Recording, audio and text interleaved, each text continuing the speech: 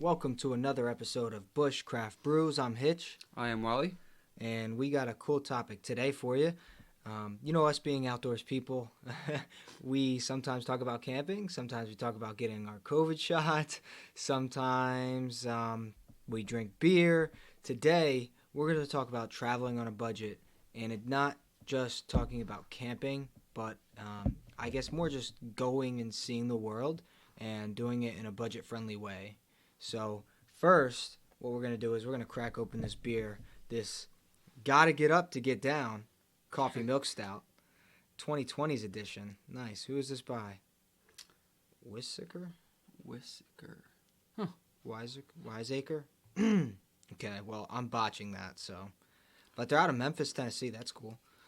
Yeah, I've already actually tried this one, admittedly, and it's friggin' delicious. Oh, nice. All right.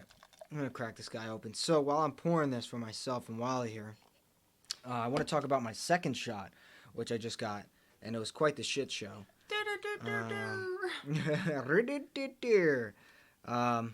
So I got my first shot, and I think I talked about this before. I was on the B list at Walgreens. I went and got my first shot, and as I was leaving, I realized, well, I didn't schedule my second shot, so what do I do for that?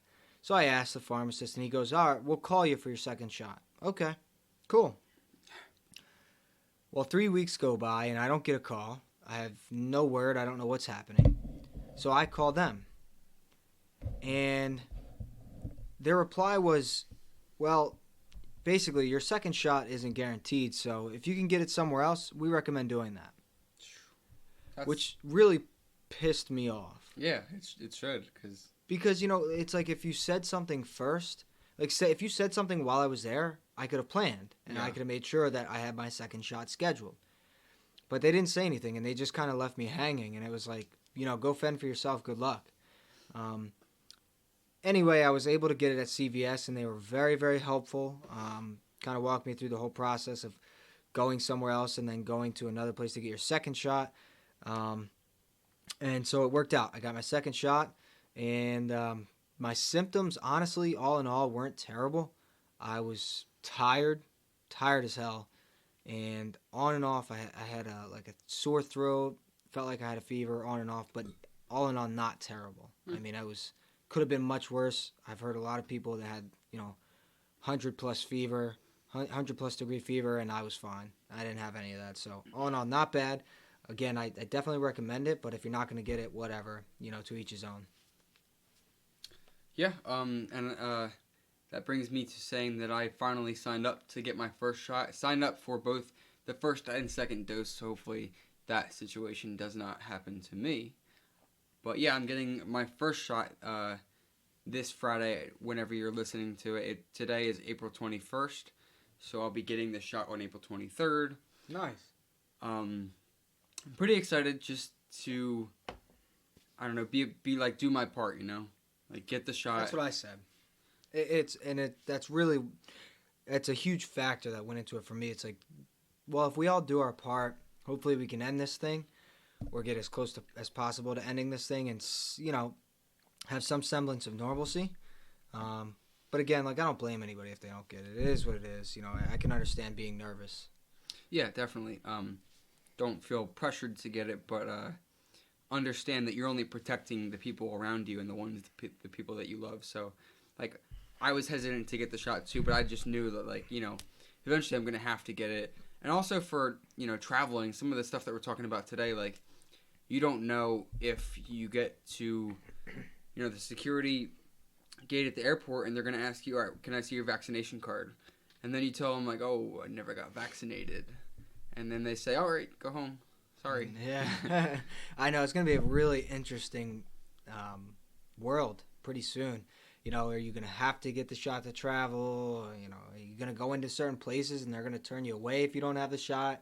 It's going to be very, very interesting, and we'll see what happens. But I just wanted to go over that really quick. I just wanted people to – I think it's important for people to know how others are doing with the shot if they get it. So that's me, and Wally, I'm really, really excited for you to get your shot and excited to hear how you feel afterwards. But Anyway, our topic for today: traveling on a budget, not just camping, but really anywhere. Get out and go see the world. But how do you do that if you're a college kid? You're not making a ton of money, or you're a fresh grad, and you owe a lot of money on top of the money that you're making now, and you want to see some places, but you don't know how to afford it. Well, I've been around the world, and I've done it in a very affordable way. So I'll walk you through some of the things that I've done, and I know Wally has some tips for you as well.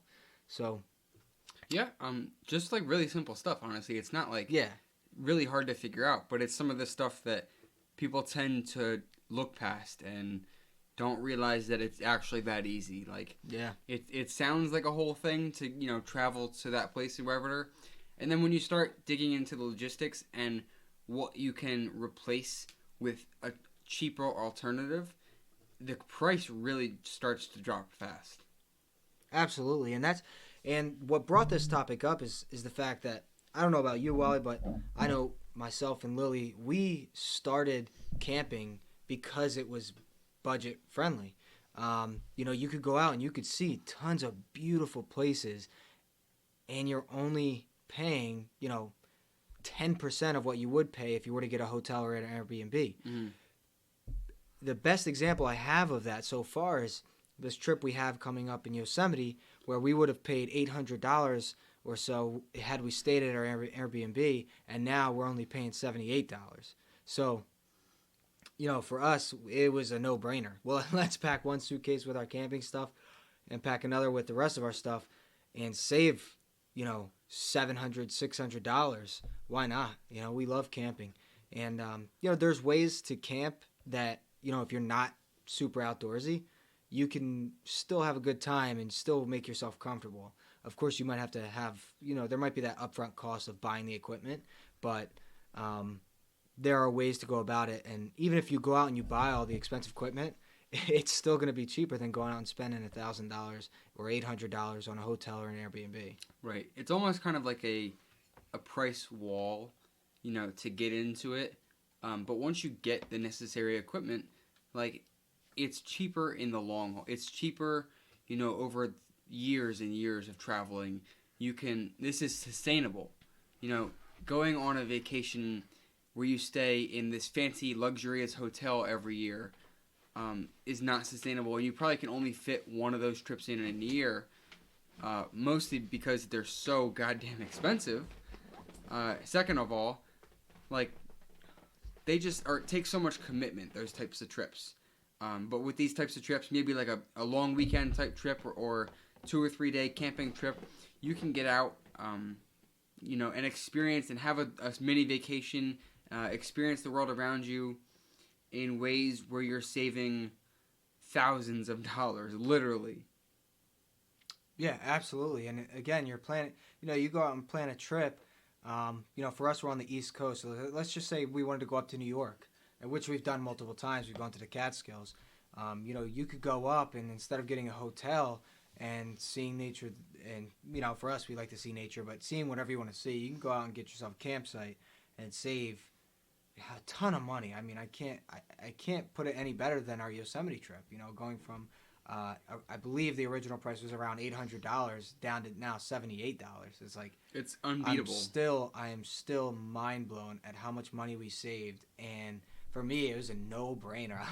I'll sleep on my very comfortable and new sleeping pad all day and night, right, over a big bed, big king-size bed for, $800. $800. Like, no way.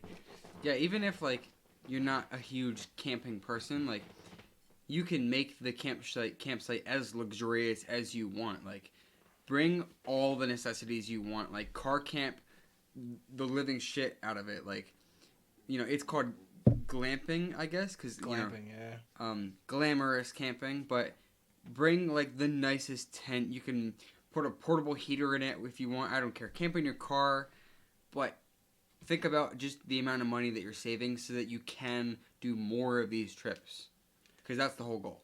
Absolutely. And, well, I know you're going to touch on rewards programs. I know that's in your wheelhouse. One thing I have is, and it kind of goes along with that, is credit cards. you can go out and you can look at credit cards. A lot of them have like a bonus offer if you join and you sign up. So one thing we did was we signed up for the Chase Sapphire card, and it had at the time they were running a special. It was get $600 back when you spend. I believe it was 4,000 within the first quarter of having your card, or no, 6 months within the first 6 months of having your card. So you have to spend 4,000, you get 600 back, but you have 6 months to spend that 4,000. And for us, we were planning a trip when we got the card, right? So that's what you have to do. You have to be strategic. So if you know you're going to plan a trip, look at credit cards and see what they have to offer, because you're spending the money on the trip anyway. So if you get that credit card, you spend the money on that trip. This is money we're going to be spending either way. And then if you still need a couple extra dollars, then you start using the credit card for everyday things like groceries, gas, anything else you might need every day. You hit that mark, you get that $600 back. And so now you've just spent $600 less on your trip. Yeah, it's when you think about it, like, and you actually put some thought into what's going into this credit card, like, you're not spending any more money. It doesn't take any more commitment. It's just choosing this card instead of that card in your wallet and making sure you pay it off on time, and they'll give you money. And there's nothing to say, like, after you're done, if you don't want that card anymore, just cancel it. Yeah. There's no problem with that. Yeah. I'm telling, like, it is the best move. If you're going to take a trip and you know you're going to be spending some good money, and, $4,000 was a lot on this card, you can get other cards where it's only $1,000 or $2,000 you have to spend, which is very easy to do if you're going to take a trip. And then you get a couple $100 back. So instead of spending $2,000, you only spent $1,800. You've already saved, $200, and that's by doing nothing other than just spending the money you were going to spend anyway. You have to put an application in to get the credit card, but that's nothing. Mm-hmm. Yeah, it's kind of a no-brainer when you start to think about it, but so many people are of the assumption that they can't afford that nice vacation because they're looking at it the wrong way. They're like, oh, I gotta go get an Airbnb, rent a house for a week or something, and I'll pay for it out of pocket. No, use the resources that are available to you, such as travel rewards programs. I was just looking at a couple of the best cards ranked by some articles, and believe it or not, Chase Sapphire was number 1 on the list. Oh, really? Yeah. Oh, wow. I found that really interesting. Ironic. A good choice, I guess. Yeah, good research there, son. And it's a card that we decided to kind of hang on to because it is a good card. I mean, Chase does some good things, and I'll tell you what, the Chase Sapphire has an annual fee, so I know you might not want to pay that, but there's one right under it. I think it's called the Chase Unlimited that also has a sign-up offer and no annual fee. So, just things to keep in mind. Yeah. What else are we going to talk about? So then I have another option to save money and really, again, travel on a budget is to simply ask friends for a place to stay. Right. People that live wherever you want to go. Or even if you weren't thinking of going there, but somebody that lives. So again, I'll just use New York as an example. You're thinking of taking a trip, but you don't know where. Well, you have a friend in New York. Could you ask them for a place to stay? I've stayed in San Diego. Woo, nice. No worries. That was cracking a beer. Cracking a beer. I've stayed in San Diego and Escondido in California for free. I've stayed in it's in the Netherlands, and I'm gonna botch it right now. I've stayed in the Netherlands for free. I've stayed in Germany for free. All because a friend, allowed us to stay with him. And, we saved a ton of money doing that. You don't realize, again, let's just take that California Airbnb for $800. Because people think that's what you have to do. Right. But you don't see who's in the area. See who you know. If you're good enough friends, just ask. It doesn't hurt, because the worst case scenario, they say no. And then, then you have to spend that $800. But we easily saved, again, that $600 to $800, I would say, at each location, just by asking a friend to stay at their house. Right, and you also get to rekindle that friendship, and then staying with like a local, they know where all the good spots are too, take you to the best coffee shop in town, some viewpoint in town that not the tourists don't know about, stuff like that. Staying with a local who knows the area Oh, I'm so mad at myself. I can't remember where we were in the Netherlands. Was it like a total Netherlands name? So we went to shit. Why can't I remember what it's called? Oh, I'm so mad at myself right now. By the way, that beer that I just cracked was Young's Double Chocolate Stout. And it is freaking deliciously rich. As it says in the bottle, deliciously rich. Keep talking about that. I gotta remember where I stayed. Now I'm pissed. Well, indeed, it is for chocolate lovers everywhere.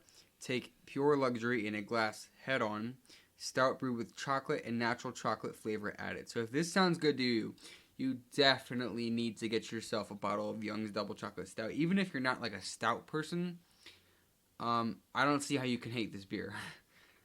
All right, so we did go to Amsterdam, and I know we went to Rotterdam. I just can't remember what it was called where we stayed, but it was the reason I want to know is because it was literally like one street. There was one shop that was open from like 8 to like 2. It was literally one place, and they sold bread. Wow. And then like when the bread went bad a week later, they would walk to each door and just give people the leftover bread. It was such a unique experience, and it was so cool. I just wanted to talk about it really quick. And now I can't remember what it was called, and I'm so upset with myself right now. But whatever. You win some, you lose some. Hopefully I remember next time. I don't want to hold this up anymore. But, another topic I had was cooking. A lot of people think, again, when you go on vacation, you have to go out to eat every night, and for every meal you have to go out and you have to spend extra money and go out and eat. Listen, for meals like breakfast, maybe even lunch, you can save a ton of money by making the food yourself. Even if you're camping and you don't have gear to cook, you can go out, buy bread, peanut butter, and jelly, and make yourself a PB&J. And that's a pretty solid lunch. You can kind of eat it on the go, so you can still go and see other things that you want to see. But you're saving a ton of money. If you think about it, you're saving $30, let's say, for breakfast, and $30 for lunch if you're with somebody else. It's a huge cost that people don't realize because you have to eat, So, yeah, and it's like you either are going to decide to eat at the convenience store, out at a restaurant, right, or Walmart, or more often than not, like if you don't have food with you, you're going to go out to a restaurant because you want to experience the food in that area, which I totally get. But that's why you have dinner. You go out and you eat for dinner. So one thing I recommend is if you're going to get an Airbnb, or if you don't want to camp and you want to lay in a bed, you want to sleep in a king-size bed, I recommend doing an Airbnb over a hotel, simply for the fact that usually you'll have a kitchen. So the first thing you can do when you land is go to a Walmart, buy some groceries, and then cook meals for whatever that time period is that you're staying at this location. For sure. If not, if you are going to camp, then I recommend if you have the cooking gear, great. That makes it a lot easier. If not, you could do PB&Js. You could do you guys, you and Gabby do the package of tuna and chicken, right? Yeah, it's pretty good actually. Yeah, so there it's are like ways. A cold packet of chicken that you put some crackers in, but it doesn't sound good, but dude, it's honestly actually really good. You gotta go try it. It's honestly pretty good. Yeah, I didn't make it sound appealing, but it's pretty good. Yeah, no, it's good, and it's a good way to save some money. And the last way I have is to travel in groups. I think that's huge. Listen, anything you can split between people is great. That sounded a little confusing and maybe even a little elementary, but I'm talking like Airbnbs, campsites. You can split those between people, So if I'm traveling, I love to go with 5 people because now I'm splitting that Airbnb rather than just paying for it all myself or splitting it with one other person. Now I'm splitting it between 5 people. Totally. Think about it. If you have an Airbnb that's $500, you could spend $250 if it's just you and one other person, or you can only spend $100. Totally makes sense to go with your friends and have a great time and have company and just more people around to experience that with. Absolutely. And then it goes back to if you are going to buy food, now everybody's splitting the cost of the groceries. It's not just you doing it. So it's definitely helpful to travel in groups, and you can usually split costs between everybody in the group. It makes things a lot easier. It is safer to travel in groups. Oh, yeah, absolutely. It's like ridiculously safer than even traveling in pairs, it's safer to travel in groups of 3, 4, or 5. It's just harder to pick off one or the other. Believe it or not, this stuff does happen. Getting kidnapped. I don't want to dive down this dark rabbit hole, but yeah, really, you got to be careful. Yeah. Also, I went to Leiden in the Netherlands. Leiden. And I'm so mad at myself, man. I just want to know, whatever. Anyway, that's what I have for traveling on a budget. Those are just some ways that I've used and I found very, very helpful in traveling. And again, I traveled to Europe. I traveled to 5 countries, I think it was. And I did it in a group of, there's 5 people. We went to 5 countries. And it was not that costly. I was fresh out of college. I hadn't even started my job yet. And, we were able to do it. So, another one right off the bat. Bang. Boom. I got them all day. I have these tips for days. Another one is to plan far in advance. So that way you can... budget properly. Budget properly, but pay as you go almost. So what I mean by that is a lot of times, if you're doing an Airbnb, you have to pay half up front. Right? So if you do that well in advance, you're paying half, and then you could save the rest of your money, and then you could pay something else that you need to pay. So Airbnbs, you pay half up front. Airfare, you're usually paying that all up front. Way in advance. But then if you get a rental car, that's usually paid at the time you pick up. And I can't think of any other specific examples, but if you plan far enough in advance, you can kind of recoup your bank account. For sure. Or recover your bank account. You'll have more time, so that way when your trip comes up, you have money saved again. Because a lot of times when you plan a trip, you're spending, like I said, that 50% or that whole amount on a hotel or Airbnb. Then you got your plane tickets if you're flying, and some other expenses that can come about. So the farther ahead you plan, the more time you have to save up again for your trip, so you have money to spend while you're there. Mm-hmm. Not also researching the excursions, adventures, things that you can do while you're there that are inexpensive. Look around. Don't just assume that one of the only things to do is jet skiing or paragliding or one of these $100 an hour activities. Looking up the best hiking spot nearby or some bikes for rent or something cheap like that is something that you can do 2-3 days if you want to and save a ton of money. And all those other activities are super appealing, but they also cost, like I said, possibly upwards of $100 an hour, which is worth it. Maybe not every time, because we're talking about traveling on a budget. Yes, yeah, absolutely. And those are my tips. I feel like I could go all day, but again, I've traveled and I've been to many places, and I'm very, very thankful and blessed that I have been able to do that. But again, it's about working and finding ways to do it. I think the biggest hack and such an easy way. If you don't have friends that live in other states or other countries, you don't have a bunch of friends you want to travel with, use that credit card, because that's available to anyone. You could go out and do it. I mean, obviously you have to have a certain credit score, but I just think it's such an easy way. You go out and you apply for these credit cards. You spend the money you were going to spend either way, and then you save some money. So. Mm-hmm. Definitely. Reap the rewards that are already available to you. Absolutely. Well, listen, my goal for the next podcast is to come on and say the town that we were in the Netherlands, because it's absolutely killing me. It was such a cool, small town. It was such an experience. It was all farmland, and we got up and our breakfast was bread, and it was either butter or a Nutella and chocolate. And that was the breakfast. It wasn't good. Eggs, egg and cheese sandwich. That's not what it was. It was such a unique experience and a different way of living. It was really, really cool. And I got to remember that town. But anyway, I guess that's until next time. Yeah, until next time. Hopefully you remember. Yeah. So thank you all for listening. Hope you are able to travel on a budget. Use these tips. And don't travel lazy. Do your research. I like that. Don't travel lazy. All right, guys. Till next time.